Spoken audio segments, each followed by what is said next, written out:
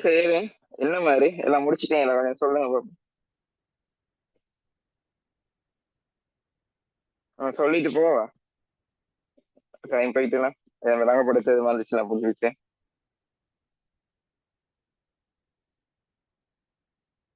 சரி, நான் சொல்லிட்டு போறேன். ஆரம்ப மீதி ஆதான பிரிவாரணம் 4000, இருப்பு 1200, வியாபார வருமதி 1800, முற்கொடுப்பனவு விற்பனைக்காக பெறப்பட்ட முற்பணம் 200, கொள்வனவுக்காக செலுத்தப்பட்ட முற்கொடுப்பனவு 100, காசு 800, வங்கிக் கடன் 6% வங்கிக் கடன் 20. பெண்மதி இப்போதைக்கு இல்லை, விட்டுருவோம். அப்ப நாங்க கழிச்சு பார்ப்போம். 4000,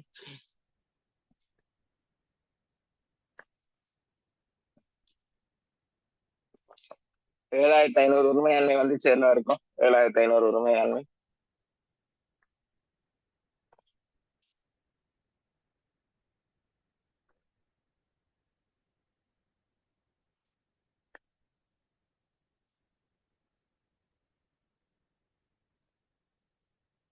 சரி, வியாபார சென்மதி 1200. வெரி சரி, வியாபார சென்மதி 1200. 6300. அப்ப எல்லாருக்கும் உரிமையாண்மை 6300 வந்துச்சு. எல்லாருக்கும் உரிமையாண்மை. ஓகே தானே எல்லாருக்கும்? சரி. அப்ப இப்ப பாருங்க, 5,00,000 பட்டியல் பண்டங்கள், அதுல 20 மட்டும் இருக்கு. அதை 20 வீதமாக்கும். இப்படி 20% போட்டா சரி.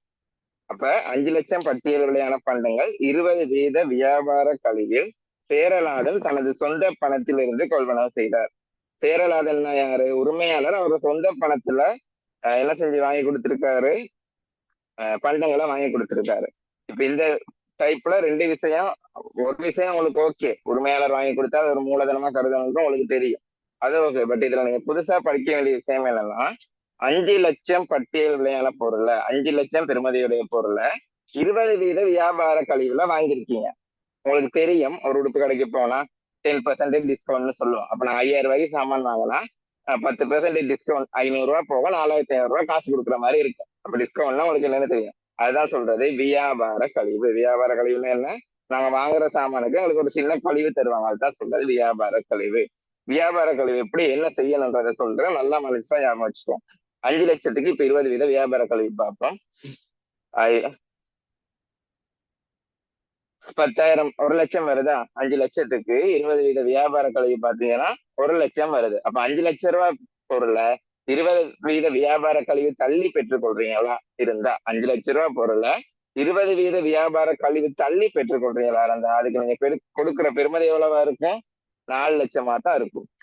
சரியா? 5,00,000 ரூபாய் பொருளை 20 வீத வியாபார கழிவு தள்ளி பெற்றுக் கொள்றீங்களா? 1,00,000 போக அதுல 4,00,000 ரூபாய் தான் என்னவா இருக்கும்? பெற்றதா இருக்கும், நீங்க செலுத்தின தொகையா இருக்கும். அப்ப 4,00,000 ரூபாய்க்கு நீங்க அதை வாங்குனீங்கன்னு தான் கணக்கு காட்டணுமே தவிர்த்து, அதுல பெருமதி 5,00,000 ரூபாய் இருந்த மாதிரியோ, இல்லாட்டி வியாபார கழிவு 1,00,000 கிடைச்ச மாதிரியோ, அதாவது அந்த வியாபார கழிவை உரிமையில போட்டோ அதை ஒரு லாபமா மாதிரி காட்டியோ, எனக்கு இப்ப அப்படி யோசிக்கிறது இல்ல. 4,00,000 ரூபாய் பொருள் 5,00,000 ரூபாய்க்கு வாங்கியிருக்கேன்னா எனக்கு 1,00,000 லாபம் தானே. நாலு சாரி 5,00,000 ரூபாய் பொருள ஒரு 4,00,000 ரூபாய்க்கு வாங்கியிருக்கோம்னா, 20 வியாபார கழிவு தள்ளி 4,00,000 ரூபாய்க்கு வாங்கியிருக்கோம்னா 1,00,000 லாபம் தானே. அதை உரிமையில தான் காட்டுறது இல்ல. வியாபார கழிவை கணக்குல காட்டக்கூடாது. எதை கணக்குல காட்டலாம்? காசு கழிவு. கடன் கொடுத்தவர் கடன் பட்டரோட சம்பந்தப்பட்ட கழிவு வரும். கடனோட சம்பந்தப்பட்ட கழிவு, அதை சொல்றது காசு கழிவு. அதை கணக்குல காட்டலாம். வியாபார கழிவு, ட்ரேட் டிஸ்கவுண்ட், அதாவது நாங்க எங்களுக்கு யூஸ்வலா கிடைக்கும் கழிவு, அதை கணக்குல காட்டுறது இல்லை. அதாவது இப்ப 5,00,000 ரூபாய் பொருளை 20 வீத வியாபார கழிவு தள்ளி 4,00,000 ரூபாய்க்கு வாங்கியிருக்கீங்க. இப்படி 5,00,000 ரூபாய் பொருள் 20 வீத வியாபார கழிவு வாங்கி தள்ளி வாங்கியிருக்கீங்கன்னா, அதுலாவே 4,00,000க்கு வாங்கணும்னு சொல்லல. அதை நாங்க தானே கண்டுபிடிக்கணும். அப்ப 5,00,000 ரூபாய் பொருளுக்கு 20 வீதம் பாத்தீங்கன்னா 1,00,000. அப்ப 1,00,000 கழிவு கிடைச்சிருக்கும். அப்ப 5,00,000 ரூபாய் பொருளை 1,00,000 கழிச்சு 4,00,000க்கு தானே வாங்கியிருப்பீங்க. அப்ப நான் சொல்ல வருது, 5,00,000 ரூபாய் பொருளை 4,00,000க்கு வாங்கலாம், 1,00,000 லாபம் தானே. அதெல்லாம் கணக்குல காட்டக்கூடாது. அந்த வியாபார கழிவெல்லாம் சும்மா ரஃபா செஞ்சு பார்க்க வேண்டியதுதான். அதெல்லாம் கணக்குல காட்டுறது இல்ல. வியாபார கழிவெல்லாம் போக உங்களுக்கு என்ன தேவைன்னா, நீங்க எவ்வளவுத்துக்கு வாங்குனீங்க, நாங்க அது எவ்வளவுத்துக்கு வாங்கணுன்ற விஷயம் மட்டும்தான் தேவை. வியாபார கழிவெல்லாம் ரஃபா பாக்குற விஷயம். அப்ப ரஃபா இப்படி பார்த்துட்டு நாங்க அதை எவ்வளவுத்துக்கு வாங்கணும்ன்றதை மட்டும்தான் டிசைட் பண்ணணும். அப்ப 4 லட்சம் ரூபாய்க்கு வாங்கணும். அது மட்டும்தான் இப்ப மனசுல இருக்கும். இது ரெண்டையும் மறந்துடும், இதெல்லாம் விட்டு போட்டுரும். இப்ப 4 லட்சம் ரூபாய்க்கு வாங்கியிருக்கோம். அப்ப இருப்பிட பெறுமதி 4 லட்சம், அவ்வளவுதான். அதான் 4 லட்சம் ரூபாய் கொடுத்து வாங்கியிருக்கோம், அவ்வளவுதான் எடுத்துக்கொள்ளணும். நார்மலா இப்ப இவ்வளவு பெருமதி கொடுத்து வாங்கினா எப்படி பதிவுமோ அப்படித்தான் பதிவு. 5 லட்சம் ரூபாய் பொருள்ல 20 வீத வியாபார கழிவு தள்ளி வாங்கியிருப்போம். அப்ப எவ்வளவுத்துக்கு நாங்க கழிவெல்லாம் போக வாங்கியிருப்போம்னு பார்க்கணும். 4 லட்சம் ரூபாய்க்கு வாங்கியிருக்கோம். அப்ப 4 லட்சம் ரூபாய்க்கு அதை வாங்கியிருக்கோன்றதுதான் மனசுல இருக்கணுமே தவிர்த்து 1 லட்சம் கழிவு கிடைச்சிச்சு அப்ப அது எங்களுக்கு லாபம் உரிமையில அப்படியெல்லாம் இல்லவே இல்லை. வியாபார கழிவை கணக்குல காட்டவே கூட. அப்ப 5 லட்சம் ரூபாய் பொருள்ல 1 லட்சம் கழிவு போக 4 லட்சத்துக்கு தானே வாங்கியிருப்போம். அப்ப 4 லட்சத்துக்கு வாங்கின மாதிரி தான் கருத்தில் கொள்ளணும். அப்ப பொருளுக்கு கொடுத்த பெறுமதி 4 லட்சம். அப்ப 4 லட்சம் பெறுமதியான இருப்பு வருது. அப்ப இருப்புல 4 லட்சம் தான் கூடும். இருப்புல 4 லட்சம் தான் கூடும். 4 லட்சம் பெறுமதியான இருப்பு வருது. அப்ப இருப்புல 4 லட்சம் தான் கூடும். இதை வாங்கி கொடுத்தது உரிமையாளர்னால நிறுவனத்துல காசு போகல. அப்ப உரிமையாளர் வாங்கி கொடுத்தனால உரிமையாளர் இது ஒரு மூலதனம் விட்ட மாதிரி, அதனால உரிமையில 4 லட்சம் கூடும். தப்பி தவிர காசுக்கு வாங்கியிருக்கோம் வைங்கள, சும்மா 4 லட்சம் ரூபாய்க்கு வாங்கியிருக்கோம் வைங்கள, அப்படின்னா எப்படி பதிவு வந்திருக்கும்னா காசு 4 லட்சம் போயிருக்கும், காசு 4 லட்சம் போயிருக்கும், இருப்புல 4 லட்சமான இருப்பு வந்திருக்கும். எந்த ஒரு தருணத்திலையும் இப்படி எதுவும் பயஞ்சிடக்கூடாது. காசு 4 லட்சம் போயிருக்கும், 5 லட்சம் ரூபாய் பெறுமதியான இருப்பை தானே வாங்குறோம். அப்ப எங்களுக்கு செலவழிக்கப்பட்ட காசு 4 லட்சம், அப்ப லாபம் 1 லட்சம் ரூபாய் கிடைக்கும். இப்படி பதியக்கூடாதுன்னு சொல்ல வரேன். இப்படி சில பேர் யோசிப்பீங்க, 5 லட்சம் ரூபாய்க்கு வாங்கியிருக்கோம், அப்ப 5 லட்சம் இருப்பு வருது, காசுக்கு வாங்குறது மாதிரி இருந்தா காசு 4 லட்சம் போகும். அப்ப 5 லட்சம் ரூபாய் பொருளை 4 லட்சம் ரூபாய்க்கு வாங்கினா 1 லட்சம் லாபம், அப்ப உரிமையில வரும் அப்படின்னு யோசிக்க கூடாது. இதுதான் பிள்ளைன்னு சொல்றேன், இதுதான் படுப்புள்ளன்னு சொல்றேன். எப்படி எடுக்கணும்னா 5 லட்சம் ரூபாய் சாமான 20 வீத வியாபார கழிவுல வாங்கும் போது 1 லட்சம் கழிவு கிடைக்குது. அப்ப 4 லட்சம் ரூபாய்க்கு தான் வாங்குவீங்க. அப்ப உங்களுக்கு அந்த 1 லட்சம் கழிவு அது 5 லட்சம் ரூபாய்க்கு இருந்தது, அதெல்லாம் வேணாம். எவ்வளவு கொடுத்து வாங்கினீங்கன்றதை மட்டும் யோசிங்க. அப்ப 4 லட்சம் ரூபாய் கொடுத்து வாங்கிருக்கீங்க, அதை மட்டும் நினைச்சு எனக்கு செஞ்சீங்கன்னா சரி. அப்ப இதை நான் தப்பி தவறி காசு கொள்வனை செஞ்சிருந்தா காசு போயிருக்கும், இருப்பு வந்திருக்கும். பட் இந்த கணக்கை பொறுத்தவரையில நாங்க அத உரிமையாளர் வாங்கி தந்திருக்கார். அப்ப இருப்பு 4 லட்சம் ரூபாய் நிறுவனத்துக்குள்ள வாரது ஓகே. பட் அது உரிமையாளர் வாங்கி தந்தனால அது ஒரு மூலதனமா கருதப்பட்டு உரிமையை கூட்டும். இது ஓகே, எல்லாருக்கும் அனலைஸ் பண்ணுங்க. ஓகேண்ணா?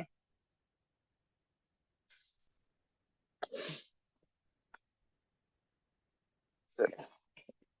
சேரலாதன் 40,000 கிரயமான பண்டங்களை பற்றினார். சேரலாதன் 40,000 கிரயமான பண்டங்களை பற்றினாராம்.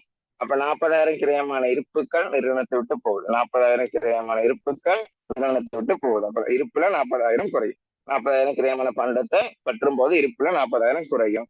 பற்றுனா அவங்களுக்கு என்னென்ன தெரியும், உரிமையாளர் வேறு வணிகம் வேறுன்னு தான் அழகுசார் இனக்கருக்கிணங்க நாங்க படிச்சுட்டு இருக்கோம். அழகுசார் இனக்கருக்கிணங்க உரிமையாளர் வேறு வணிகம் வேறுன்னு படிச்சுட்டு இருக்கோம். அப்ப உரிமையாளர் வணிகத்துல இருந்து அவரோட சொந்த தேவைக்கு எந்த ஒரு வகையில சொத்து எடுத்தாலும் பற்றுன்னு சொல்லுவோம். அது என்ன செய்யும், உரிமையை குறைக்கும். அப்ப பற்று இருக்கார், அது எப்பயுமே என்னோட உரிமையை குறைக்கும்.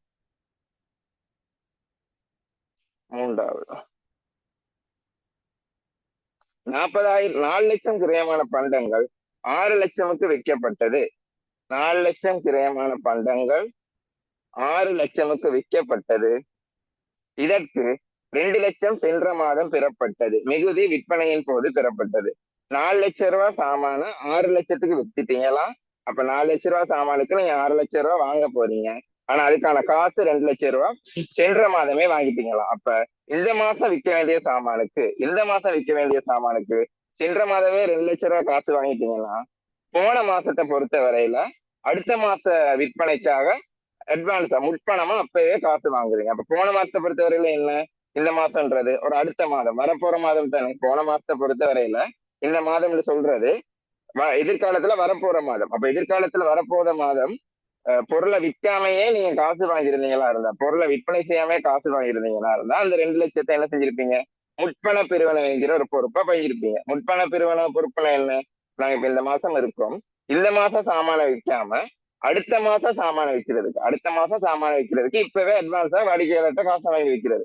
அதுக்கான காரணங்கள் என்ன, ஸ்டாக் முடிஞ்சிடும். அடுத்த மாசம் தான் ஸ்டாக் வரப்போகுதுன்னு வைப்போமே, அடுத்த மாசம் ஸ்டாக் வரப்போகுது, அது டக்குனு முடிஞ்சிடும், சேல் அவுட் ஆயிரும், அப்ப சோல்ட் அவுட் ஆயிரும். அப்ப அதுக்கு நிறைய டிமாண்ட் இருக்கனால அவர் என்கிட்ட காசை கொடுத்து புக் பண்ணிட்டு போறார்.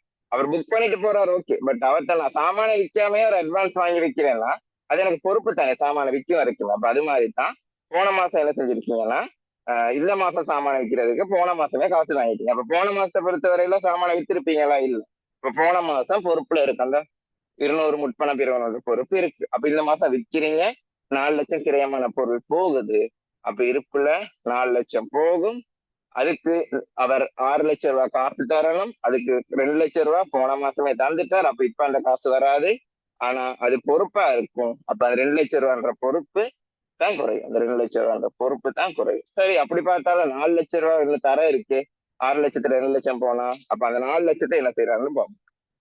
அது விற்பனையின் போது பெறப்பட்டதா? இப்ப விற்பனை செய்யக்குள்ள பெறப்பட்டதா? அப்ப அந்த 4 லட்சம் காசுல வரும். சரியா? அப்ப 2 லட்சம் கிரயமான பொருள், சரி 4 லட்சம் கிரயமான பொருள் 6 லட்சத்துக்கு வித்தா 2 லட்சம் லாபம். அது உரிமையை கொடுக்கும். சரி, இது ஓகே தானே எல்லாம் இருக்கும்? இதுல இன்னும் குழப்பம் இருக்கு? இது நிறைய கொஸ்டின் செஞ்சுட்டோம். இதுதான் சொல்லிடுவோம்.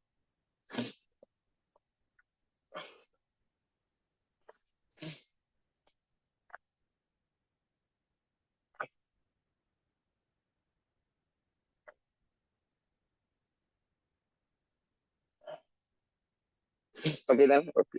3 லட்சம் கிரயமான பண்டங்கள் கொள்வனவு செய்யப்பட்டது மிகுதி ஏப்ரல் மாதம் செலுத்தப்படும்னு சொல்லியிருக்கு.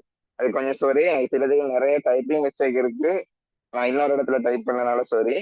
3 லட்சம் கிரயமான பண்டங்கள் கொள்வனவு செய்யப்பட்டது மிகுதி ஏப்ரல் மாதம் செலுத்தப்படும். ஓகே, அது பிரக்கெட்டுக்குள்ள போடுங்க.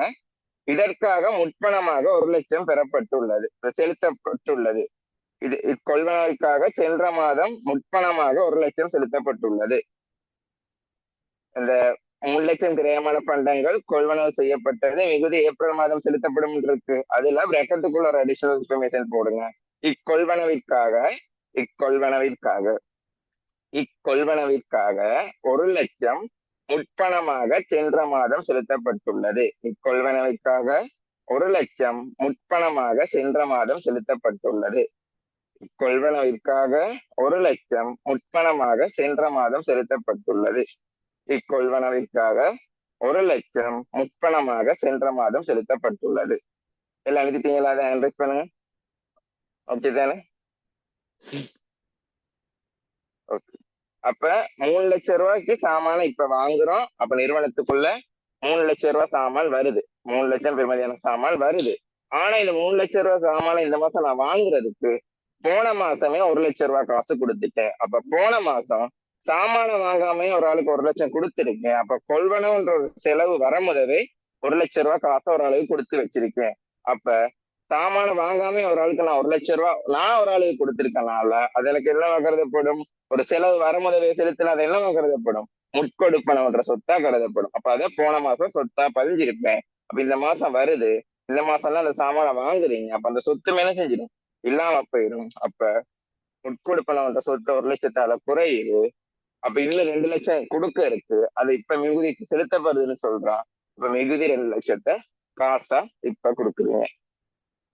புரிஞ்சிச்சு எல்லாருக்கும்? இது ப்ளீஸ் ஹேண்ட் ரைஸ். புரிஞ்சிச்சுன்னா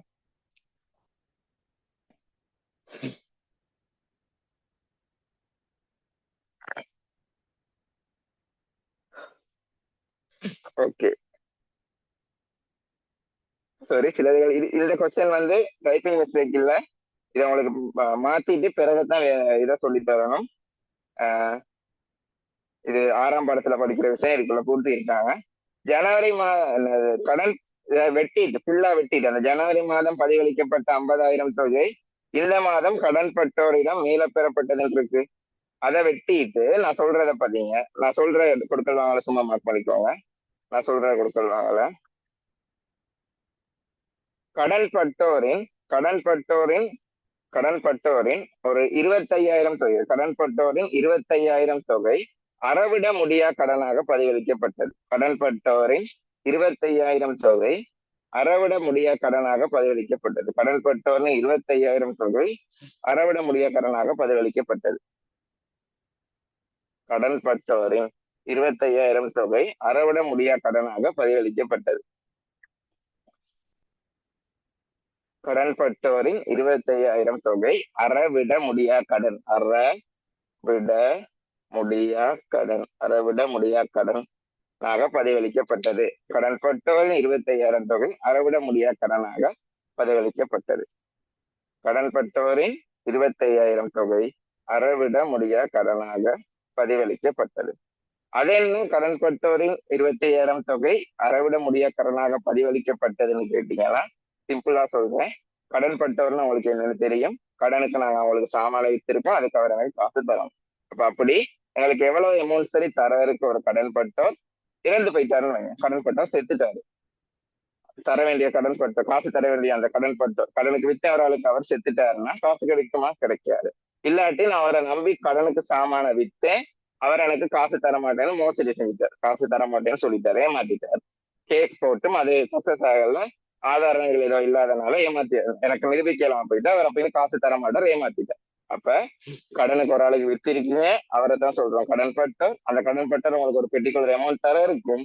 அந்த அமௌண்ட் உங்களுக்கு அவர் தராம ஏமாத்திட்டாலோ இல்லாட்டி அவர் செத்து போயிட்டாலோ அவர் இறந்துட்டாலோ தவறிட்டாலோ காசு கிடைக்காது தானே. அப்ப இந்த மாதிரி கடன் பட்டவரிடம் இருந்து எங்களுக்கு வர வேண்டிய ஒரு தொகை உண்டு, கிடைக்க பெறாம போறதுதான் சொல்றது அறவிட முடியாத கடன். கடன் அறவிடணும் தானே, அப்படி அறவிட முடியாத கடன் தான் என்னது சொல்றது அறவிட முடியாத கடன். அப்ப அது என்ன நடக்கும்னா, அப்படித்தான் 25,000 அறவிட முடியாத கடனாக பதிவளிக்கப்பட்டதுன்னா 25,000 தர வேண்டிய ஒரு கடன் பட்டோர் ஒரு வேலை ஏமாத்தி இருப்பாரு, இல்லாட்டி இறந்திருப்பாரு. ஆகவே ஏமாத்தினாலும் சரி இறந்தாலும் சரி அந்த 25,000 காசு இனிமே எனக்கு கிடைக்காது. இப்ப காசு இனிமே கிடைக்க போறது இல்லைன்னா கிடைக்க காசு வர இருக்கிறதுகளை தான் கடன் பட்டோர்ல பதிஞ்சு வச்சிருப்போம். அதுல ஒரு 25,000 இனிமே கிடைக்க போறது இல்லைன்னு முடிவாயிட்டுன்னா அதை என்னது பதிஞ்சு வச்சு வேலை இருக்கா? இனிமே கிடைக்க போறது இல்லை தானே. 25,000 கிடைக்காதுன்னு ஒரு முடிவாயிட்டா, இனிமே அறவிட முடியாதுன்னு ஒரு தீர்மானம் ஆயிட்டு, அது பதிஞ்சு வச்சு பிரயோசனம் இல்லை. ஆகவே வியாபார வருமதியில 25,000 குறைக்கணும். குறைச்சாச்சு. இப்ப இது எப்படி குறைச்சோம்? காசு கிடைச்சனாலயே இல்ல, அறவிட முடியாதனால குறைச்சோம். அப்ப கடன் பத்திரவருக்கு காசுக்கு சாமான கடனுக்கு வித்திருந்தோம், அதுல ஒரு 25,000 வர வேண்டியுள்ளது, வர கிடைக்காது. அதாவது இனிமே அறவிட முடியாம போயிட்டு ஒரு ஆள் எனக்கு 25,000 காசு தர இருக்கு, யாருக்கா இருந்தாலும் சரி, நீங்க எல்லாம் யோசிச்சு பார்த்தாலும் சரி, நான் உங்களுக்கு ஒரு ஆள் நமக்கு ஒரு 25,000 காசு தர இருக்கு, அது வாங்க முடியாம போயிட்டுலாம், அது எங்களால வாங்க முடியாம போயிட்டு இனிமே அறவிட முடியாது அப்படின்னு போயிட்டுனா அது எங்களுக்கு என்ன நட்டம் தானே. அப்ப அதே மாதிரிதான் கடன் பட்டவர் 25,000 தர இருந்தா அதை அறவிட முடியாம போயிட்டு, அப்ப இனிமே அதை பதிஞ்சு வச்சு வேலை, அதனால 25,000 வியாபார வருமதியில கழிக்கிறோம், குறைக்கிறோம். இனிமே அதை அறவிட முடியாத அது எங்களுக்கு நட்டம் தானே. அப்ப அது நட்டமா உரிமையெல்லாம் அதுவும் ஒரு செலவா கருதப்பட்டு உரிமை குறையும். அப்ப நான் இப்ப சொன்ன புது விஷயம் விளங்குதா? அறவிட முடியா கடன். அறவிட முடியா கடன்னா என்னன்னு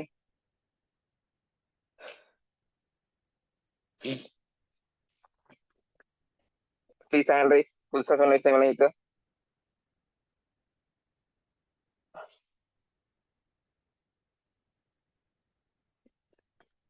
மார்ச் ஒன்றில் கடன்பட்டோர் அரை பகுதி 10% கழிவு தள்ளி பெறப்பட்டது. 10% வரணும், அதுல 10 மட்டும் இருக்கு, சாரி 10% வரும்.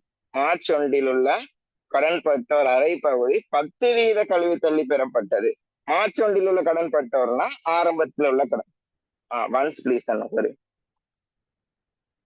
சரி சரி.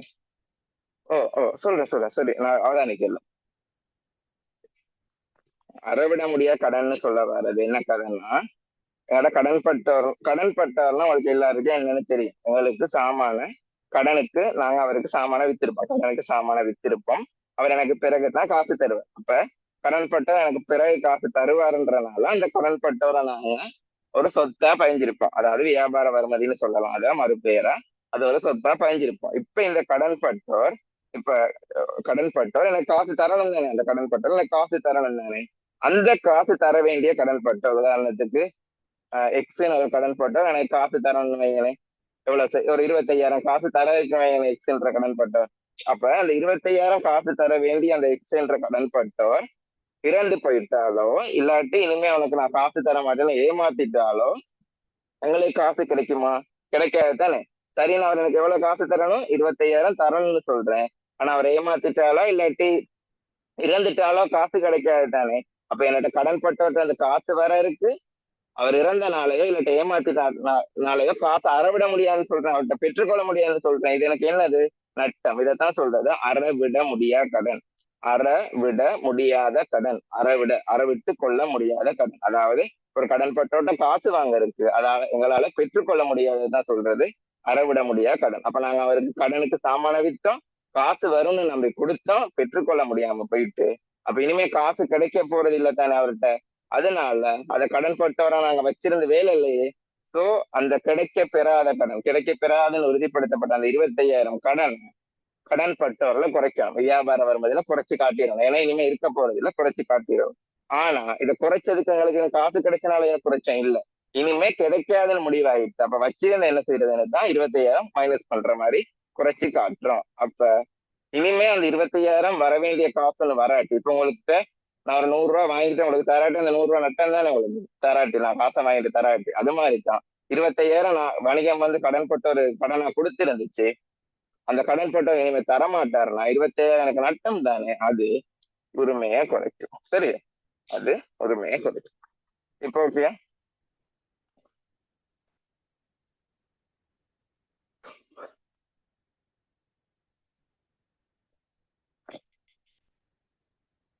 Okay, thank you. அப்படின்னா எதுவும் கேட்டுருங்க, சந்தோஷம். மார்ச் ஒன்றில் கடன்பட்டவரின் அரை பகுதி, மார்ச் ஒன்றில் உள்ள கடன்பட்டவரின் அரை பகுதினா ஒரு மார்ச் ஒன்றில் உள்ள கடன்பட்டவரின் அரை பகுதினா மார்ச் ஒன்றில் இருக்க கடன்பட்டவர் யாரு, மார்ச் ஒன்றுன்னு சொல்றது. அதாவது இப்ப இந்த கணக்குல மார்ச் ஒன்றுல ஆரம்ப மீதி, ஆரம்பத்தில் உள்ள மீதி, ஆரம்பத்தில் உள்ள கடன்பட்டவர் எவ்வளவு, கடன்பட்டவர கடன்பட்டவர மறுபெயர் தான் என்ன, வியாபார வருமதி. கடன்பட்டவர மறுபெயர் தான் வியாபார வருமதி. அப்ப ஆரம்பத்தில் இருக்க வியாபார வருமதி எவ்வளவு, 1,800. அந்த ஆரம்பத்துல இருக்க வியாபார வருமதி மார்ச் ஒன்றுனா என்ன, மார்ச் ஒன்றுனா ஆரம்பம், ஆரம்பத்தில் உள்ள வியாபார வருமதி 1,800. ஆரம்பத்துல பாத்தீங்கன்னா தெரியும் 1,800. அதுல அரை பகுதி, அரை பகுதினா அரைவாசி. அப்ப 2ஆல பிரிக்கணும். ஆரம்பத்தில் உள்ள வியாபார வருமதி, ஆரம்பத்தில் உள்ளதுன்னு எப்படி சொல்றேன், மார்ச் ஒன்றுனா ஆரம்பம் தானே. அப்ப ஆரம்பத்தில் உள்ள வியாபார வருமதி கடன் பட்டோர் 1,800. அதில் அரை பகுதினா 900. அரை பகுதிய 10% கழிவு தள்ளி பெறப்பட்டதாம். அதாவது ஆரம்பத்துல இருக்க கடன் பட்டோர் 1,800, அது எப்படி சொல்றேன், மார்ச் ஒன்றுனால அந்த 1,800 அரை பகுதி, அரை பகுதினா 900 கடன் 10% கழிவு தள்ளி பெறப்பட்டதாம். அப்ப தெரிஞ்சிட்டவங்களுக்கு 900 கடன் 10% கழிவு தள்ளி பெறப்பட்டிருக்கணும். அப்ப 900 கடனை பெற்றுக்கொள்றோம், ஆனா 10% கழிவு கொடுத்து. 900க்கு 10% எவ்வளவு, 90. அப்ப நாங்க காசு வாங்குறோம் 8,10,000. அப்ப நிறுவனத்துக்குள்ள காசு வருது 8,10,000. நிறுவனத்துக்குள்ள காசு வருது 8,10,000. ஆனா ஆனா கடன் பட்டவரின் கடன் தீர்க்கப்படுது 900. கடன் பட்டவரின் கடன் தீர்க்கப்படுது 900. அப்ப 900 வாங்க வேண்டிய இடத்துல 8,10,000 வாங்கி அவர்களுடைய கடனை தீர்க்கிறனால நான் என்ன அர்த்தம், அதுக்கு 90,000 நாங்க கழுவி கொடுத்திருக்கோம். அது எங்களுக்கு என்ன செலவு. அப்ப அது உரிமையை குறைக்கும். அப்ப மார்ச் ஒன்றில்னா என்ன அர்த்தம், ஆரம்பம். அப்ப ஆரம்ப மீதியில் உள்ள கடன் பட்டோர் எவ்வளவு இருக்கு, 1,800. அதுல அரை பகுதி, 1,800 அரை பகுதினா எவ்வளவு, 900. அந்த 900 கடனை பெற்றுக்கொள்றதுக்கு 10% கழிவு தள்ளி வாங்குறேன். அப்ப வாங்குறது தீர்க்க போறது, கடன் பட்டோர் என்கிட்ட தீர்க்க போறது 900 கடன். அதை நான் 10% கழிவு கொடுத்து வாங்குறதுனால 90 அங்கன கழிவு ஆகுது. அப்ப 8,10,000 காசு மட்டும் தாராரு. அப்ப காசு 8,10,000 வருது, ஆனா கடன் பட்டவர் 900ஆல குறையிறாரு. அப்ப நான் 90,000 கழிவு கொடுத்தனால அது உரிமையை குறைச்சு. சரியா,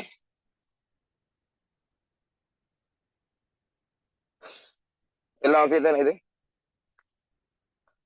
4,00,000 கிரயமான பொறி 6% வங்கி கடன் மூலம், 4,00,000 கிரயமான பொறி 6% வங்கி கடன் மூலம், 4,00,000 கிரயமான பொறி 6% வங்கி கடன் மூலம், 4,00,000 கிரயமான பொறி 6% வங்கி கடன் மூலம் பெறப்பட்டது. 4,00,000 கிரயமான பொறி வந்து 6% வங்கி கடன் மூலம் பெறப்பட்டது. அந்த 6% வங்கி கடன் மூலம் அதை விடுங்க, வங்கி கடன் மூலமா 4,00,000 கிரயமான பொறியை கொள்வனவு செய்றீங்க. அப்ப நிறுவனத்துக்குள்ள 4,00,000 கிரயமான பொறி வருது, அது ஓகே, 4,00,000 கிரயமான பொறி வருது. ஆனா இத நீங்க காசு செலுத்தி கொள்வனவு செய்யல, வங்கிட்ட கடன் வாங்குறது மூலமா கொள்வனவு செய்றீங்க. இப்ப வங்கி கடனா என்ன செய்யுது, 4,00,000 பொரிய வாங்கி தருது. கடனா வங்கியே 4,00,000 பொரிய வாங்கி தருது. அப்ப 4,00,000 பொரிய நிறுவனத்துக்குள்ள வருது. அத ஒரு வங்கி கடன் மூலமா வாங்கினனால வங்கி கடன்ல 4,00,000 கூடும். இது சரியா, இது ஓகே.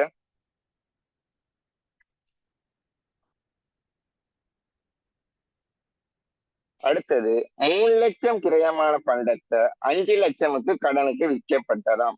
3 லட்சம் கிரயமான பண்டம் 5 லட்சம் கடனுக்கு விற்கப்பட்டதாம்.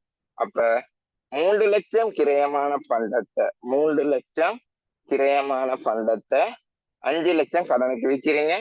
அப்ப நிறுவனத்தை விட்டு 3 லட்சம் இருப்பு போகுது. நிறுவனத்தை விட்டு 3 லட்சம் இருப்பு போகுது. அது எவ்வளவுக்கு வித்தோம்? 5 லட்சம் கடனுக்கு வித்தோம். அப்ப வியாபார வருமதி 5 லட்சத்தால கூடுது. ஏன் கடன்னா கடன் பட்டவர் தான் கூடுவார். இது மூலமா கிடைச்ச லாபம் 2 லட்சம். லாபம் 2 லட்சம். அது உரிமையை கூட்டுது. உரிமையை கூட்டுது. கூட போய் பிறகு சொல்லாதீங்க. 8வது வரைக்குமே எல்லாருக்கும் ஓகே தானே? அட்வைஸ் பண்ணுங்க. 8 வரைக்கும் 8 கொடுக்கணும் ஓகே தானே? இப்ப நான் சொல்லி கொடுத்தது ஓகே ஓகே ஓகே. எனக்கு நான் பயந்துட்டேன். வெளியா ஃப்ளோல ஓகே நானும் போட்டாலும் கொஞ்ச நேரத்துக்குள்ள மரியாதை அப்செட் ஆயிடுச்சோன்னு பயந்துட்டேன். என்ன வச்சுக்கலாம். துவங்கி 10 நாள் தான் ஆயிருக்கு. அதுக்கிடையில மரியாதை போயிட்டானே வச்சேன். ஆனா டக்குன்னு பார்த்தா எனக்கு டான்ற மாதிரி இருந்துச்சு.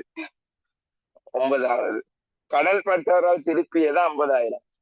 கடன் பட்டவரால் திருப்பியது 50,000. சரியா? கடன் பட்டோரால் திருப்பியது 50,000 உங்களுக்கு தெரியும். கடன் பட்டோர் ஒரு சாமான் அனுப்புறாருன்னு அதைத்தான் சொல்றது. எல்லாம் உட்திரும்பல். நாங்க கடனுக்கு சாமான வித்திருப்போம். சாமான வித்திருப்போம். அந்த வாடிக்கையாளர் எதுவும் பிரச்சனைக்குரிய பொருளா இருந்தா ரிட்டர்ன் அனுப்பலாம். இந்த ரிட்டர்ன் அவங்க அனுப்புறதுன்றது நாங்க வித்த பொருளை வாடிக்கையாளர் எங்களுக்கே திருப்பி அனுப்பலான்றது என்னது உட்திரும்பல். ஆனா இது எந்த விற்பனைக்கு பொருத்தமானது? கடன் விற்பனைக்கு மட்டும்தான். கடனுக்கு விற்கிறார்கள் மட்டும்தான் எங்களுக்கு சாமான் ரிட்டர்ன் அனுப்பலாம். அப்ப அப்படி கடனுக்கு வித்தவரா கடன் பட்டவர் தான் 50,000 சாமான் அனுப்பியிருக்காரு. நான் சொன்னேன் உட்பிரிப்பியதுன்னு தந்து என்ன பெருமதின்னு குறிப்பிடாம விட்டாங்கன்னா, கிரயமா விற்பனையான குறிப்பிடாம விட்டாங்கன்னா அதை விற்பனை விலையாவே எடுங்க. அப்ப இந்த 50,000 விற்பனை விலையாவே எடுப்போம். ஏன்னா என்ன பெருமதின்னு சொல்லிடல தானே? அப்ப விற்பனை விலையாவே எடுப்போம். அப்ப 50,000 விற்பனை விலையை எடுப்போம். ஆனா எங்களுக்கு தெரியும் உட்திரும்பல் பதிய விற்பனை விலை மட்டும் பத்தாது, கிரயமும் வேணும். அப்ப கிரயத்தை கண்டுபிடிக்கணும். அதாவது உட்திருப்பப்பட்ட பொருளையும் கிரயத்தை கண்டுபிடிக்கணும். அப்ப அதை கண்டுபிடிக்கத்தான் இந்த உட்திருப்பப்பட்ட கடன்பட்டவர் யாருன்னு சொல்லியிருக்காங்க. இந்த பொருளை உட்திருப்பிய கடன்பட்டவர் யாருன்னு சொல்லியிருக்காங்க. 18ஆம் தேதி கொள்வனவு செஞ்ச கடன்பட்டவர் தான் இதை உட்திருப்பு இருக்காரு. அதாவது 18ஆம் தேதி 3 லட்சம் கிரயமான பொருள் 5 லட்சத்துக்கு ஒரு ஆளு கடனுக்கு வித்தீங்க.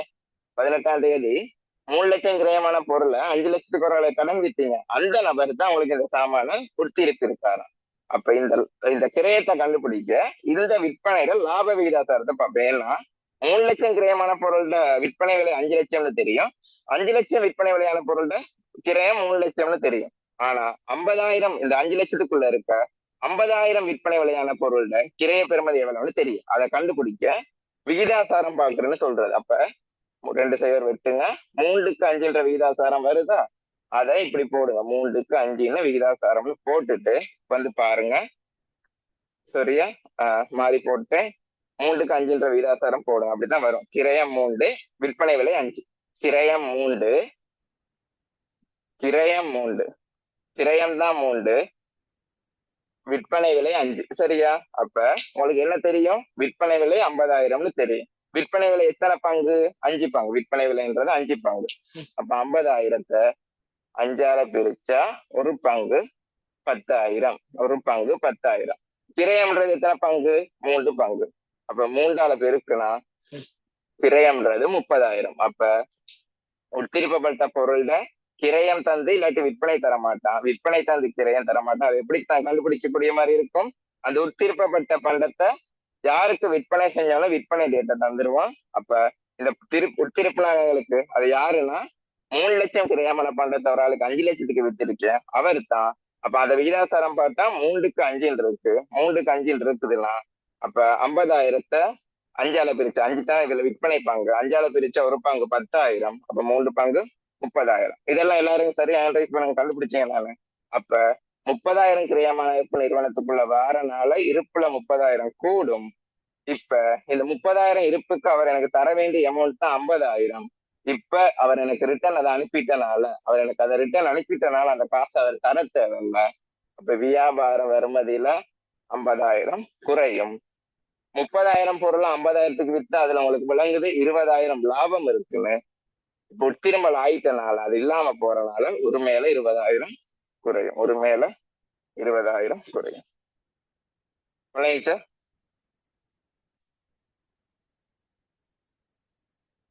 ஓகே தானே? அவருக்காவது திருப்பி சொல்லணுமா?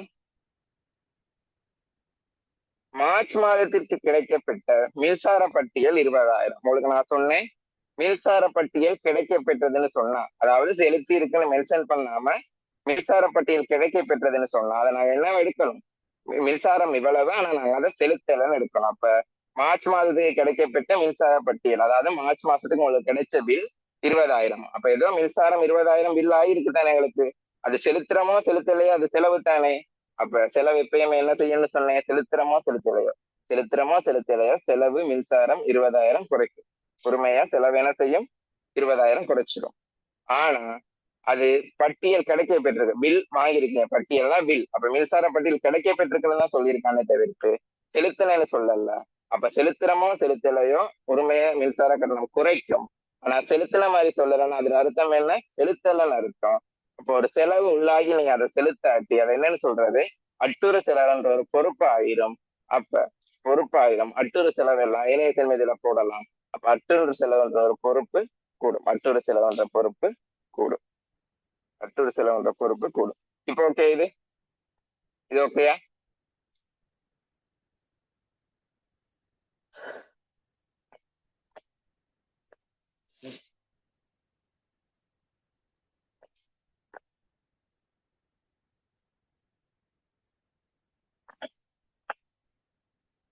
சரிதானே? ஓகே. ஆரம்ப கடன் கொடுனர் மீதியில் அரை பகுதி 20% கழிவு தள்ளி செலுத்தப்பட்டது. ஆரம்ப கடன் கொடுனர், ஆரம்பத்தில் உள்ள கடன் கொடுத்தோர் எவ்வளவு? ஆரம்பத்தில் உள்ள கடன் கொடுத்தோர், அதாவது ஆரம்பத்தில் உள்ள வியாபார செல்மதி. ஆரம்பத்தில் உள்ள வியாபார செல்மதி எவ்வளவு? ஆரம்பத்தில் உள்ள வியாபார செல்மதி 1200. எங்களுக்கு ஆரம்பத்துல காணப்படுற வியாபார செல்மதி என்றது 1200. அதில் அரை பகுதி 1200. ஆரம்பத்துல இருக்க கடன் கொடுனர், ஆரம்பத்துல இருக்க கடன் கொடுத்த 1200. அதாவது மறுபெயர் தான் வியாபார செல்மதி. அதாவது ஆரம்பத்தில் இருக்க வியாபார செல்மதி 1200. அதில் அரை பகுதி, அரை பகுதினா இரண்டால பிரிக்கணும். அதாவது 600. 600 கடன் 20% வியாபார 20% காசு கழிவு தள்ளி. 20% காசு தள்ளினா இப்ப இந்த கடன் எல்லாம் மறந்துடும். 1200 கடன்ல அறவாசியத்தானே தீர்க்கிறோம். அப்ப 600 கடன் தான் தீர்க்கப்படுது. அந்த 600 கடனுக்கு 20% கழிவு பெற்று, 20% கழிவுனா 120 கழிவு பெற்று கடனை முடிச்சு கொள்றோம். அப்ப நாங்க செலுத்தின காசு எவ்வளவா இருக்கும்? 480. தீர்த்த கடன் எவ்வளவா இருக்கும்? 600. அழகா சொல்லியிருக்கா. ஆரம்ப கடன் கொடுனர் எவ்வளவு? 1200. அதுல அறவாசினா 600. அப்ப 600. அப்ப 20 கழிவு பெற்றனால 4,80,000 காசு செலுத்துறோம். 4,80,000 காசு செலுத்துறதுனால 4,80,000 காசு போகுது. ஆனா கடன் கொடுத்தவரின் கடன் 600 குறையுது. ஏன்? 120 கழிவு பெற்றனால. அப்ப இந்த கழிவு கிடைச்சுன்றது எங்களுக்கு லாபம். 600 கடனை 4,80,000 கொடுத்து தீர்க்க முடியுது. இப்ப அந்த 1,20,000 லாபம் உரிமையை கூட்டம். இது லாபம் அல்ல, இதுல பேரணுமைய சொல்றது பெற்ற கழிவு. பெற்ற கழிவு. சரி. 12வது, கடன் கொடுத்தவருக்கு திருப்பியது 40,000. கடன் கொடுத்தவருக்கு திருப்பியது 40,000 உங்களுக்கு நான் சொல்லியிருக்கேன். கொள்வனவு 2 வகைப்படும். காசு கொள்வனவு, கடன் கொள்வனவு. அதுல கடன் கொள்வனவு செய்யற சந்தர்ப்பத்துல, கடனுக்கு கொள்வனவு செய்யற சந்தர்ப்பத்துல கடனுக்கு கொள்வனவு செஞ்ச அந்த வியாபாரிக்கு நாங்க கொள்வனவு செஞ்சு வச்சிருக்க பொருள் எதுவும் டேமேஜ் இருந்தாலும் எதுவும் பிரச்சனை இருந்தாலும் அவருக்கே ரிட்டர்ன் அனுப்ப முடியும். அதாவது நிறுவனத்துல இருந்து வெளியே திருப்ப முடியும். அதை சொல்றது வெளித்திரும்பல். இது எதுக்கு பொருத்தமானது? 2 கொள்வனவு இருக்கு. காசு கொள்வனவு, கடன் கொள்வனவு. காசு கொள்வனவுக்கு முடியாது, கடன் கொள்வனவுக்கு முடியும். கடனுக்கு கொள்வனவு செஞ்ச அந்த வியாபாரிக்கு திருப்பி நாங்க வாங்கின சாமான்ல பெர்டிகுலர் சாமான ரிட்டர்ன் அனுப்புறதுக்கு. அப்ப கடன் கொள்வனவுக்கு பொருத்தமானதுல மட்டும் ஞாபகம் வச்சுதான் செய்யணும். அப்ப 40,000 பண்டத்தை ரிட்டர்ன் அனுப்புறோம், வாங்கின நபருக்கே ரிட்டர்ன் அனுப்புறோம். அப்ப நிறுவனத்தை விட்டு 40,000 இருப்பு போகுது. அப்ப நிறுவனத்தை விட்டு 40,000 இருப்பு போறனால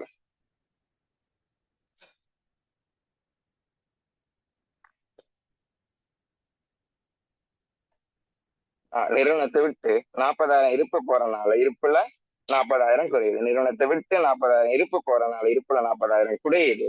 இது ஒன்லி கடன் கொள்வனவுக்கு பொருத்தமானது. அப்ப கடனுக்கு வாங்கின ஒரு ஆளுக்கு தான் இதை ரிட்டர்ன் அனுப்புவேன். அப்ப இன்னும் காசு நான் அவருக்கு கொடுக்கல. அப்ப நான் இப்ப அவருக்கு இன்னுமே காசு கொடுக்க இருக்கு. பட் ஆனா அதுல 40,000 காசு மட்டும் கொடுக்க மாட்டேன். 40,000 கிடைமான பண்டத்தை தான் ரிட்டர்ன் அனுப்புறேன். அப்ப ரிட்டர்ன் அனுப்புனதுக்கு மட்டும் காசு கொடுக்க மாட்டேன். அதனால வியாபார செல்மதியில 40,000 குறையும். வியாபார செல்மதியில 40,000 குறையும். 13 2 லட்சம் பொறி காசுக்கு கொள்வனவு. 2 லட்சம் பெறுமதியான பொறி காசுக்கு கொள்வனவு. 2 லட்சம் பெறுமதியான பொறி காசுக்கு கொள்வனவு செஞ்சிருக்கீங்க. 2 லட்சம் பெறுமதியான பொரிய காசுக்கு கொள்வனவு செஞ்சனால 2 லட்சம் பெறுமதியான பொரிய காசுக்கு கொள்வனவு செஞ்சனால 2 லட்சம் பெறுமதியான பொரிய காசுக்கு கொள்வனவு செஞ்சனால ஆதனம் பொறிக்குள்ள 2 லட்சம் பெறுமதியான பொறி வருது. ஆதனம் பொறிக்குள்ள 2 லட்சம் பெறுமதியான பொறி வருது. என்ன செய்யுது? ஆதனம் பொறிக்குள்ள 2 லட்சம் பெறுமதியான பொறி வருது. இதை நீங்க காசுக்கு கொள்வனவு செஞ்சனால காசு 2 லட்சம் ரூபாய் போகுது. காசு 2 லட்சம் ரூபாய் போகுது. காசு 2 லட்சம் ரூபாய் போகுது. சரி, அதன் 2 லட்சம் ரூபாய்க்கு பொரிய கொள்வனவு செஞ்சிருக்கீங்க. அப்ப பொரிய நிறுவனத்துக்குள்ள வருது. இதை காசு கொள்வனவு செஞ்சனால காசு 2 லட்சம் ரூபாய் போகுது. 14வது இது வரைக்கும் ஓகேன்னு சொல்லுங்க. 14 15 ஒரு வித்தியாசமா சொல்லி தர போறேன். அப்ப அதை குழம்பிடக்கூடாது.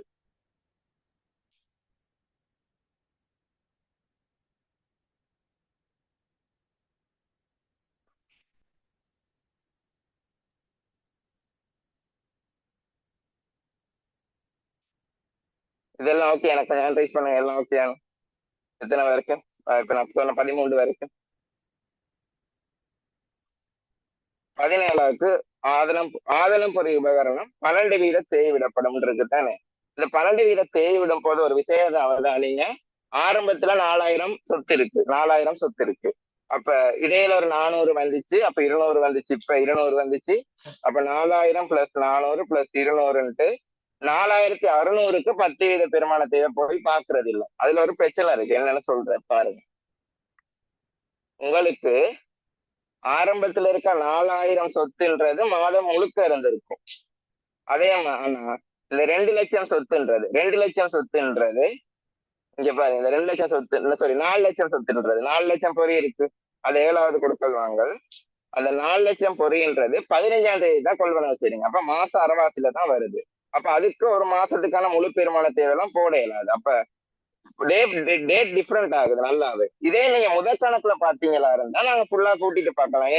ஆரம்பத்துல எவ்வளவோ பெருமதியான சொத்து இருந்துச்சு. இதுக்கு முதல் கணக்குல ஆரம்பத்திலேயே தான் வணிகம் அந்த அந்த மாதம் ஸ்டார்ட் ஆகக்குள்ளேயே தான் பொறியை கொள்வனவு செய்யுங்க. அப்ப ரெண்டுமே ஆரம்பம் தானே எப்படி பார்த்தாலும். அதனால நீங்க நார்மலா சேர்த்து பார்க்கலாம். ஆனா இது மூன்று டேட் டிஃப்ரெண்ட்ல இருக்கு. முதலாவது ஆரம்பத்துல இருக்கு. 2வதா இருக்குது 15ஆம் தேதி வருது. 3வதா இருக்குது இறுதி தேதி வருது. அப்ப வேற வேறையா தான் பார்க்கணும். அப்ப 4,000க்கு முதல் 10 வீதம் பார்த்தமா இருந்தா 10 வீதம் பார்த்தமா சாரி 12 வீதம் பார்த்தமா இருந்தா 4,000க்கு 12 வீதம் 480. 4,000க்கு 12 வீதம் 480. அது உங்களுக்கு தெரியும் எல்லாருக்கும். இப்ப அப்படி வீதத்துல பார்த்து வர அமௌண்ட். அப்படி எங்களுக்கு வீதத்துல பார்த்து வர அமௌண்ட்ன்றது என்னது? வருடத்திற்கான வெற்றி, வருஷத்துக்கான பெருமான தேவை, வருட பெருமான தேவை. அதை நாங்க என்ன செய்யணும்? மாசத்துக்கு கன்வெர்ட் பண்ணணும். அப்ப 480 12ஆல பிரிச்சா மாசத்துக்கு வர எவ்வளவு? 12ஆல பிரிச்சா 40,000. அப்ப இந்த 40,000 மாசத்துக்கான ஒரு மாச பெருமான தேவை போடலாமா இல்லையா? ஃபுல்லாயே ஆரம்பத்துல இருந்தனால ஒரு மாச பெருமான தேவை பார்க்கலாம். அதனாலதான் அது தனியா பார்த்தோம். ஆரம்பத்துல தானே இருக்காரு. அப்ப 4,000க்கு 40 பெருமான தேவை வரும். அது ஓகே. முதலாவது இருந்ததுக்கு ஓகே. 2வது விஷயம் என்னன்னா, ஏன் அதுக்கு தனியை பார்க்க சொல்றேன்னு இப்ப உங்களுக்கு விளக்கம் பாருங்க. 4 லட்சம் சொத்துக்கு தனியை பார்ப்பேன். இப்ப அதுக்கும் அதே 12 வீத பெருமான தேவை தான். 4 லட்சத்துக்கு 12 வீதம் பெருமான தேவை பார்த்தீங்களா இருந்தா வருஷத்துக்கு 48,000 வருது. வருஷத்துக்கு 48,000 ரூபாய் வருது. வருஷத்துக்கு 48,000 ரூபாய் வருது. நாங்க என்ன செய்யணும்? வருஷத்துக்கு தானே வரும். 12 வீதம் பார்த்தாலே வருஷத்துக்கு தான் வரும். அப்ப 4 லட்சத்துக்கு 12 வீதம் பார்த்தேன் 48,000 வந்துச்சு. அது எப்படியும் வருஷத்துக்கு தரேன். அப்ப 12ஆல பிரிக்கிறேன். மாசத்துக்கு 4,000 வருது. இப்ப அவதானிங்க, மாசத்துக்கு 4,000. ஆனா ஒரு விஷயம் அவதானிங்க, இந்த சொத்து வந்தது மாசத்துல அரைவாசியில 15ஆம் தேதி தான் சொத்து வந்துச்சு. அப்ப இந்த மாசம் வந்து இந்த மாசத்துல அது இருந்தது வெறும் 15 நாள். விளங்குதா? 15ஆம் தேதி வந்துச்சுன்னா இன்னும் ஒரு 15 நாள் இந்த மாச பெருமானத்தை தானே நாங்க போடணும். ஆனா இந்த மாசமே அரைவாசியில தானே அவர் என்ட்ரி ஆனாரு. அப்ப 15 நாள் தானே இந்த சொத்து இருந்திருக்குல்ல. இந்த மாசத்துல அரைவாசியில தான் என்ட்ரி கொடுத்தாரு. இப்ப 15 நாள் தான் இருக்கு. அப்ப மாசம் அரைவாசி தான் இருந்திருக்காரு. அப்ப ஒரு மாச பெருமான தேவை தானே 4000, வருஷ பெருமானத்தினாலே 48,000, மாச பெருமான தேவை 4000. ஆனா இந்த பெர்டிகுலர் சொத்து மட்டும் அரைவாசியில வந்தனால, இடையில வந்தனால, மாச அரைவாசியில வந்தனால மாத அரைவாசி மாசத்துக்கு தான் போடணும். இது ஒரு மாச பெருமான தேவை. அரைவாசி மாசம்ல எவ்வளவு? 2000 பிரிச்சா 2000 தான் இதுக்கு போடலாம். இதுக்கு முழுசா பாக்கலாம் அரைவாசியில வந்தனால. அதனாலதான் சேர்த்து பார்க்க கூடாதுன்னு சொன்னேன். அப்ப ரெண்டாவதுக்கான பெருமான தேவை 2000. 2000 மூணு செயல் வட்டி தானே 2000.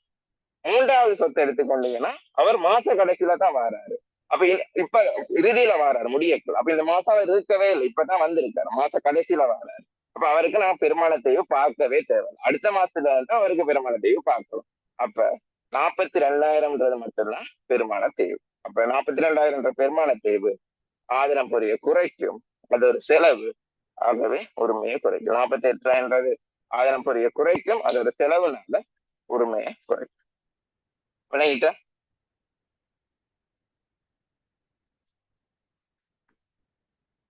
எல்லாருக்கும் நல்லா விளங்கிட்டா? அதை நான் அனலைஸ் பண்ணுங்க ப்ளீஸ்.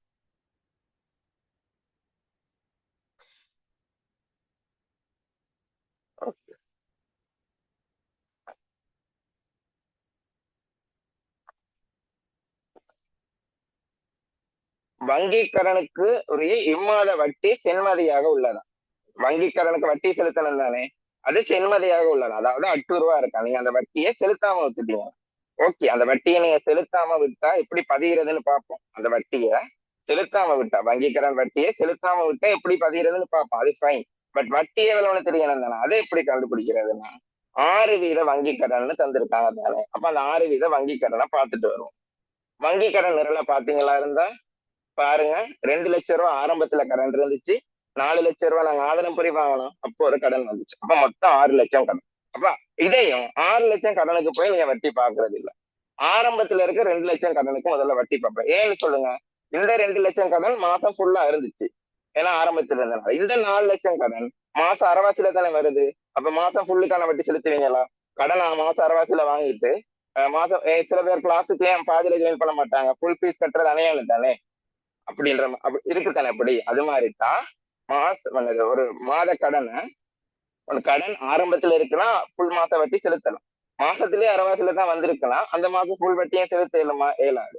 அப்ப மாசம் அரைவாசி மாத வட்டி தான் செலுத்தலாம். அதனால வேற வேறையா தான் பார்க்கணும். ரெண்டு கடனும் வேற வேற திகதியில இருக்கு. ரெண்டு கடனும் வேற வேற திகதியில இருக்கு. அப்ப ஆரம்பத்தில் உள்ள கடனுக்கும் இதை பார்ப்போம். 2 லட்சத்துக்கு 6% பார்ப்போம். 2 லட்சத்துக்கு 6% பார்த்தா 2 லட்சத்துக்கு 6% பார்த்தீங்கன்னா இருந்தா 2 லட்சத்துக்கு 6% பார்த்தா 12,000 வருது. 12,000. 2 லட்சத்துக்கு 6% வட்டி பார்த்தா 12,000 வருது. அந்த 12,000 வட்டின்றது என்னது? வருஷத்துக்கு நான் சொன்னேன். அப்படி பெர்சன்டேஜ் பார்த்து வார வட்டி, எங்களுக்கு விடையா தரப்படுகின்ற வட்டி வருஷத்துக்கா இருக்கு. அப்ப 2 லட்சம் கடனுக்கு 6% வட்டினா வருஷத்துக்கு வட்டியை தான் சொல்றது. அவங்க வருஷ வட்டியை தான் அப்படி சொல்றது. அப்ப 6% வருட வட்டி. அப்ப இந்த 6% 12,000 என்னது? வருட வட்டி. அப்ப அந்த 12,000 12ஆல பிரிச்சாதான் ஒரு மாத வட்டி தெரியும். அப்ப ஒரு மாத வட்டி எவ்வளவு? 1000. மாசத்துக்கான வட்டி 1000. இப்ப ஒரு மாச வட்டி இது கொடுக்கலாம் தானே, மாதம் ஃபுல்லா இருந்தனால. அப்ப ஒரு மாச வட்டி வரும் 1000. ஓகே. ரெண்டாவது வங்கி கடனை பார்ப்போம். 4 லட்சம். அதுக்கும் 6% தான். அதுக்கும் 6% தான். 4 லட்சம் ரூபாய்க்கு 6% பார்ப்போம். 4 லட்சம் ரூபாய்க்கு 6% பார்ப்போம். 4 லட்சம் ரூபாய்க்கு 6% பார்த்தீங்கன்னா 24,000. 24,000 வருது. அதுவும் என்னது? எப்பயுமே 6%, 12%, 15% சொல்றது அந்த கடனினுடைய வருட வட்டி, குறித்த கடனுடைய வருட வட்டி. ஒரு கடனுக்கு முன்னுக்கு ஒரு வீதம் போட்டிருக்காங்களா? 6% வங்கி கடன், 10% வங்கி கடன் போட்டிருக்காங்களா இருந்தா, 6% வங்கி கடன், 10% வங்கி கடன் போட்டிருக்காங்களா இருந்தா அதை சொல்றது என்னன்னா வருஷ வட்டி. அப்ப 6%னா வருட வட்டி. அப்ப 4 லட்சத்துல வருட வட்டி தான் எவ்வளவு? 24,000. வருட வட்டி தான் 24,000. மாசத்துக்கு பார்ப்போம். 2,000 தானே. 2,000 மாசத்துக்கு 2,000. மாச வட்டி எவ்வளவு? 2,000. ஓகே. இந்த 2,000 மாச வட்டி எதுக்கு போடுறதா? நீங்க மாசத்துக்கு தான் கணக்கு செய்றீங்க. சோ மாச வட்டி பார்க்கணும், அது அக்செப்டபிள். பட் மாச வட்டி பாக்குறது சரி. ஆனா இந்த கடன் இந்த மாசத்துல எப்ப வந்துச்சு? ஆரம்பத்துல இருந்து இருக்கா? இல்ல. மாச அரைவாசி இல்ல. 15ஆம் தேதி மாதிரி தான் வந்துச்சு. அப்ப மாசத்துல 15 நாள் தான் அந்த மாசம் இருந்திருக்கு. அப்ப அரை மாச வட்டி தானே குடுப்பீங்க. இது 1 மாச வட்டி தானே. அப்ப அதையே 2ஆல பிரிச்சாதான் வரும். 1000ன்றதுதான் உங்களோட அரை மாத வட்டி இந்த கடனுக்கு. அப்ப முதல் கடனுக்கு முழு மாத வட்டி, 2வது கடனுக்கு அரை மாத வட்டி 1000. அப்ப 2000 தான் என்னது? வட்டி. அப்ப உங்களோட வட்டி எவ்வளவு? 2000. அப்ப எப்பயுமே பெருமான தீவுக்குள்ளேயும் சரி, கடல் பாக்கக்குள்ளேயும் சரி, வேற வேற டிஃபரெண்ட்ல 2 விஷயம் இருந்தா. பெருமான தீவுக்கு வரும்போது சொத்துக்கள் வேற வேற திகதியில நிறுவனத்துக்கு வந்திருந்தா தனித்தனியே பெருமான தீவு பாருங்க. கடன் பார்க்கக்குள்ளேயும் வேற வேற திகதியில கடனை பெற்றிருந்தா தனித்தனியே வட்டி பார்த்துட்டு எல்லா வட்டியும் கூட்டினா சரி. அப்ப முதல் முதல் கடனுக்கு வட்டி பார்த்தேன் 1000, 2வது கடனுக்கு வட்டி பார்த்தேன் 1000, இப்படி கூட்டிட்டு ஒரே இதையா போட்டா சரி. பார்க்கும்போது தனித்தனியே பாருங்க. அப்ப 2000 வங்கி கடன் வட்டி இருந்திருக்கு. அதைத்தான் நீங்க என்ன செய்யல? செலுத்தல. அப்ப வங்கி கடன் வட்டி 2000 எப்படி இருக்குத்தானே. அப்ப அதை நீங்க செலுத்துறீங்களோ செலுத்தலையோ அது என்ன செய்யும்? வட்டியோட உரிமையை குறைக்கும். 2000 வட்டி என்ன செய்யும்? உங்களோட உரிமையை குறைக்கும். அதை நீங்க செலுத்தாம விட்டீங்கன்னா அதான் அது என்னன்னு சொல்றது? பொறுப்பு. அட்டுறு செலவு என்கிற பொறுப்பு. அப்ப ஏனைய செல்மதியில அந்த அட்டுறு செலவுன்ற பொறுப்பு கூடும். சென்மதியாக உள்ளதுன்னு சொல்லியிருக்கான். அது ஒண்ணும் இல்ல, அட்டுருவை தான் சொல்றது சென்மதி. அப்ப ஒரு வட்டி செலவு இருக்கு 2000, அது எப்படியுமே செலுத்துறமோ செலுத்துவைய உரிமையை குறைக்கும். ஆனா அதை செலுத்தாம விட்டு அது என்னது? ஒரு பொறுப்பு. அப்ப ஏனைய செல்வதியை கூட்டும். அப்ப கிளியரா எல்லாருக்கும்?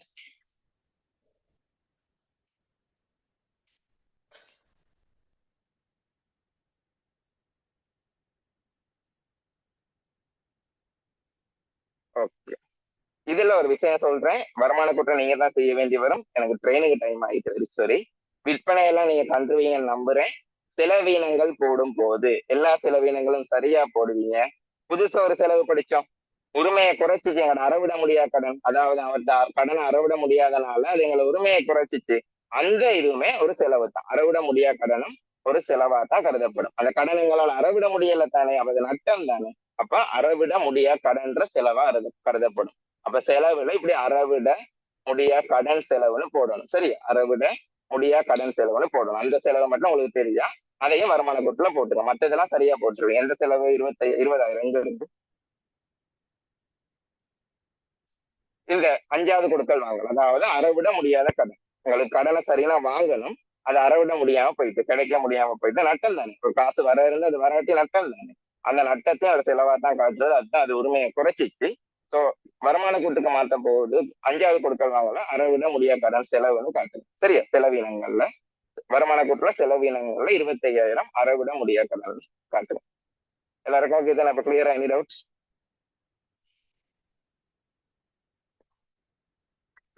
நீங்க ஸ்கிரீன்ஷாட் எடுக்கிறோன்னு எடுத்துக்கோங்க. நான் ரெக்கார்டிங் இப்படி அனுப்புவேன். சரி, ஓகே தானே? Good night. நான் வருமான கூட்டு செய்யாத காரணம் இதுதான். அது ஃபுல்லா முடிச்சு விட்டுட்டு இனி அடுத்த கிளாஸ் ரெட்டை பதிவு தான். நீங்களே இதை செஞ்சுக்கோங்க. எனி டவுட்ஸ்லாம் மட்டும் கேளு. ஓகே, குட் நைட், பாய். அடுத்த அடுத்த கிளாஸ் ரெட்டை பதிவு.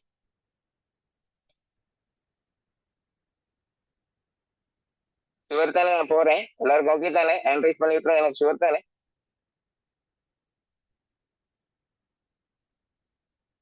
ஓகே ஓகே, ஃபைன், பாய் பாய்.